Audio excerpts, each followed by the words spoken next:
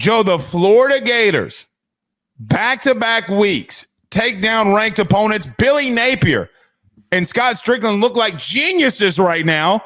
Do you owe Billy Napier an apology after you called for him being fired? Hold on. You said the same thing. We had a whole segment where I deleted all of my Billy Napier fired tweets.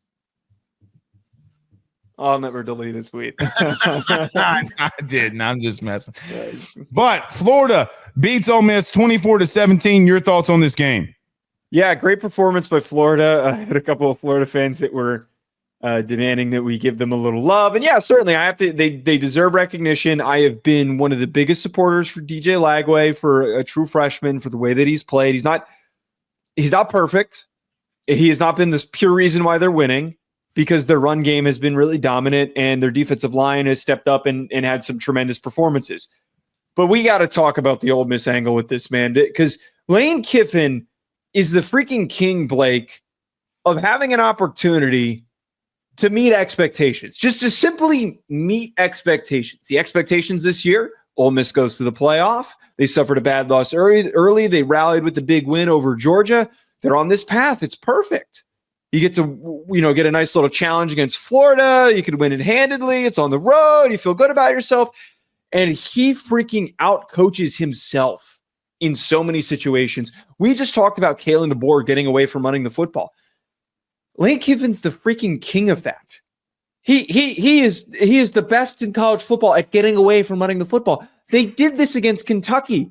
And I'm watching this game and I'm like, oh my God, he's doing the same freaking thing. He did the same exact thing. They had 40 plus passing attempts and they just completely stopped trying to run the ball with their running backs. And in fairness, though, they couldn't run the ball without Jackson Dart.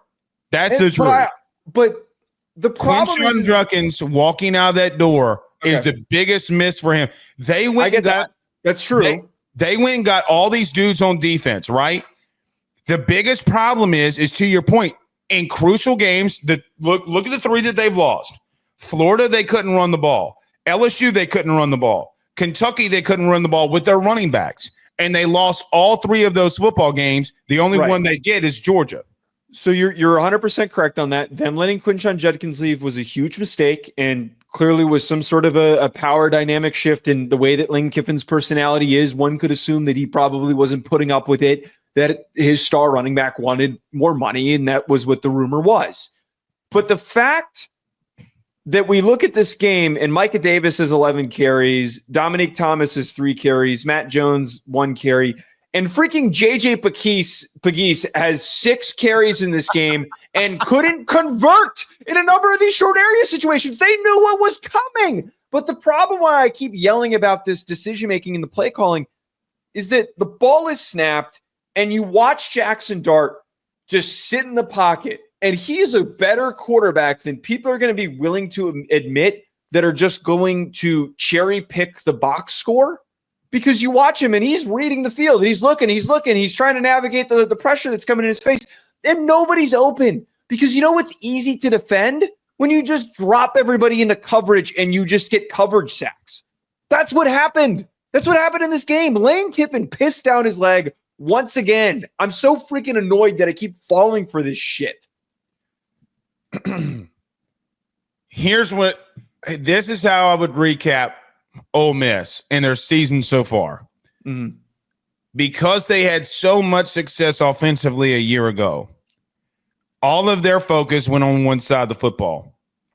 Joe, defensively, they went and got a whole new defensive line. They got arguably the best linebacker in the SEC. Yep. And they go and get a really good corner from Alabama in the portal. Let's look what happens when you get dudes, shall we?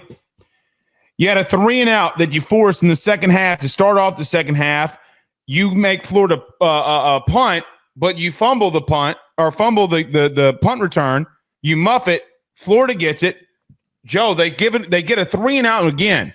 So they've gone 6 plays and they've only given up a field goal in the second half. A 3-and-out for Florida, a punt, a touchdown, their only touchdown in the second half, a punt and a punt. When they went out and got dudes, they thought offensively that they would be good enough. And quite honestly, in the first half with Trey Harris, let's call it what it is, they were.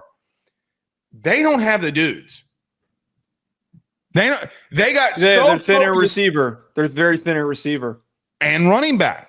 They are so focused on beating teams defensively that they forgot about going and getting playmakers. They can't run the ball.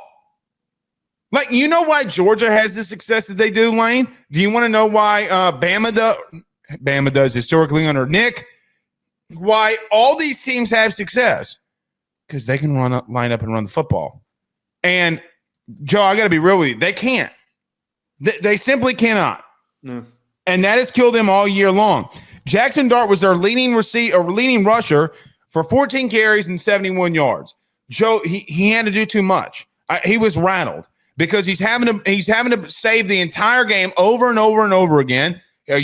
I say a young quarterback. Joe, he's 21.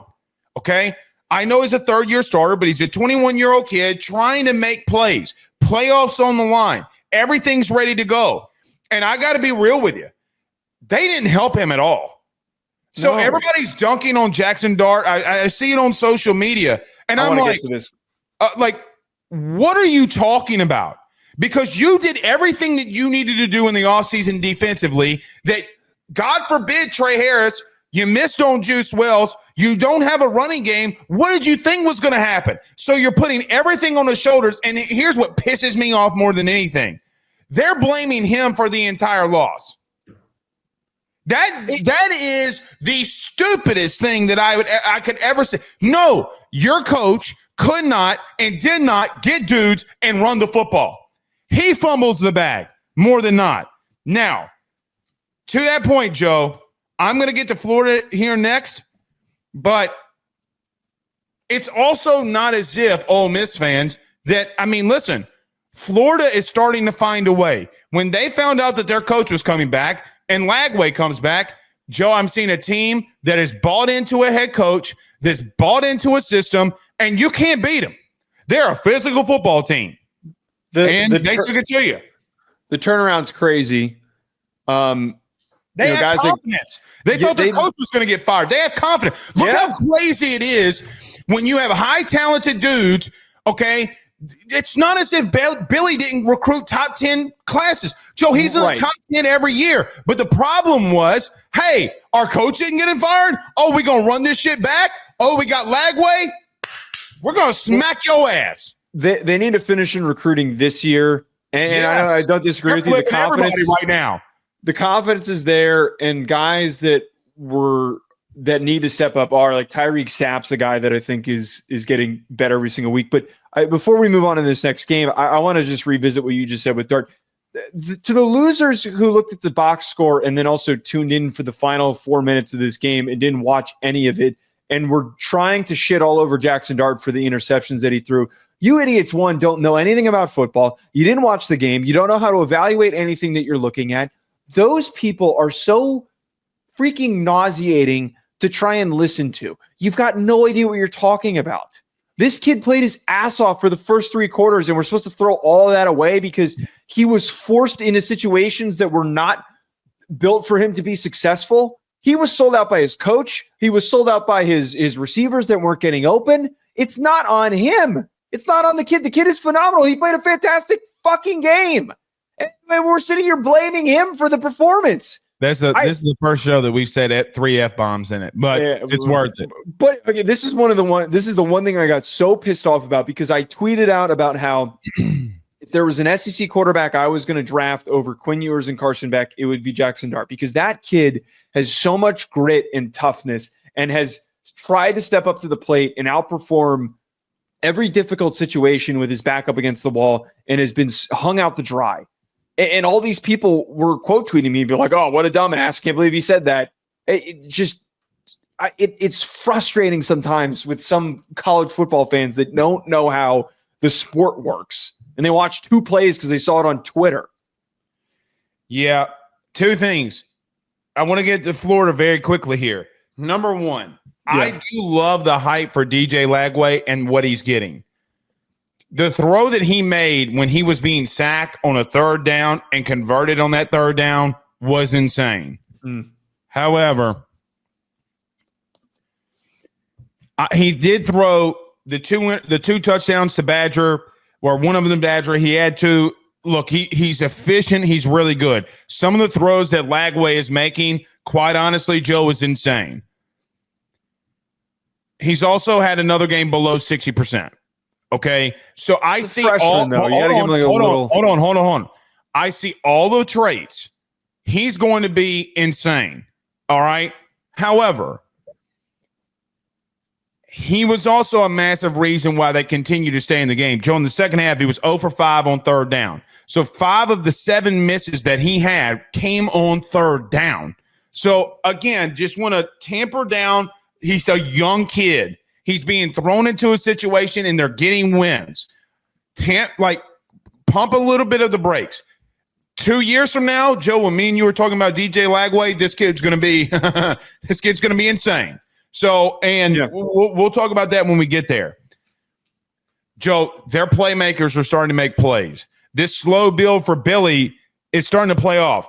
This is back-to-back weeks that Caleb Banks, the interior defensive lineman, has 2 sacks plus. He had 2.5 against Jackson Dart in this game. And I thought defensively, dude, I'm like, man, they kind of moving around a little bit like the way that I noticed that Florida is supposed to. Right? Like, I'm like, oh, shit. Like, they're getting after Jackson Dart more than a lot of teams that have played Ole Miss this year, better than Georgia.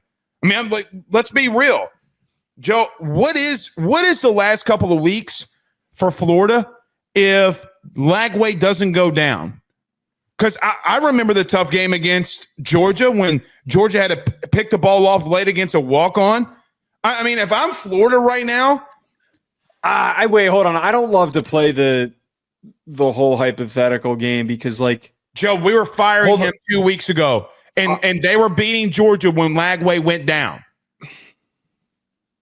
Okay, but this is where, like, we don't know how that game would have played out. That's my problem. I don't like to do that. I don't want to do that. No, even if they lost, if you're 2-2, which they are, think about this. If I would have told you the stretch that everybody talked about during the season, okay, for Florida, oh man, these last 5 games, Billy's not going to win any of them. Joe, if I would have told you coming into the beginning of the season that they would be 2-2 in the stretch of Georgia, Texas, LSU, Ole Miss. Dude, that's where I'm coming from. But again, by the way, nobody almost close to in the history of football has faced these 5 opponents in a row. Now, Florida State's kind of out of it. They have got 1 win. I mean, Florida State's not that. But look, it's a ranked game on every single one of these against teams that are in the playoff besides LSU, or we're going to get in the playoffs if Ole Miss would have won the game. They have been playing exceptional football when Lagway has been in the game through 4 quarters. Montrell Johnson, I know he's an older guy, but even Ball, you see what they're doing here, man. They have been building and building and building. I get it. You think I'm glazing on Florida. I'm just saying, if I would have told you in the beginning of the year they'd be 2-2 in this stretch, you would say, oh, man, are they 7 wins at this point? I think it's justified to give them credit, but we need to see, one, the high school recruiting this cycle hasn't been great. I need to know what happens next year because that's what it is. There's nothing you're playing for a bowl game, which is great. You've survived to some extent the difficult stretch of games that you were handed. How do you start next year? That's what this is all decided on. He has survived to live another year. That was all that was required of him. And we talked about this at the beginning of the year. I said that if he goes 7-5, which he's on a trajectory to do right now, that he saves his job. If he goes 7-5 with that schedule, he saves his job. And he's done that. Well, yeah, he's already done it. Yeah. I mean, he's coming back. Again, got to give Billy Napier credit where credit's due here, man. Yep. All right.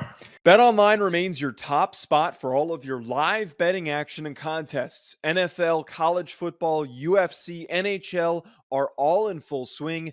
BetOnline is your number one source for wagering news, odds, trends, and predictions with both desktop and mobile access at any time. Head to BetOnline today and use promo code BELIEVE, that's BLEAV, for 50% off your first deposit. That is a 50% welcome bonus. BetOnline, where the game starts.